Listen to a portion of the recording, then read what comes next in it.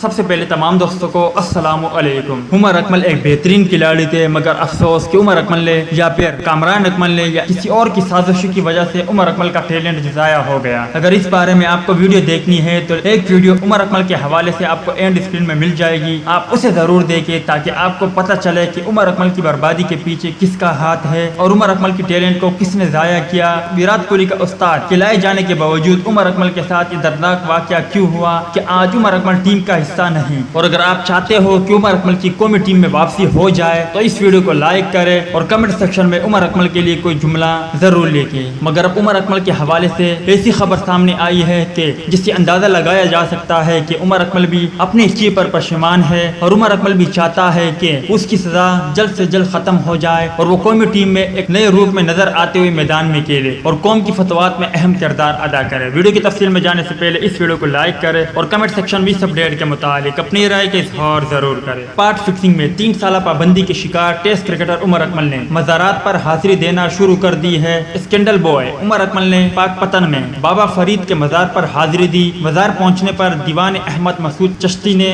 عمر اکمل کا استقبال کیا۔ اس موقع پر عمر اکمل نے اپنی مشکلات کے حل کی دعا کی۔ ٹیسٹ کرکٹر نے سزا کے خلاف اپیل کر رکھی ہے جس کی سماعت 11 جون کو طے تھی، لیکن کورونا صورتحال مزید سنگین ہونے پر اسے ملتوی کر دیا گیا تھا اور اب تک نئی تاریخ سماعت کا اعلان نہیں کیا گیا۔ تو دوست یہ تھی عمر اکمل کے حوالے سے کچھ اپڈیٹ، امید کرتا آپ کو پسند آئی ہوگی۔ آخر میں ہماری دعا ہے کہ اللہ تعالیٰ اگر عمر اکمل اپنی غلطی پر پشیمان ہے اور عمر اکمل کو لگتا ہے کہ انہوں نے غلطی کی تو ہماری دعا ہے کہ عمر اکمل کی قومی ٹیم میں واپسی ہو جائے۔ ملتے ہیں کسی نے ایک ویڈیو میں، تب تک کے لیے اجازت دیجیے، اللہ حافظ۔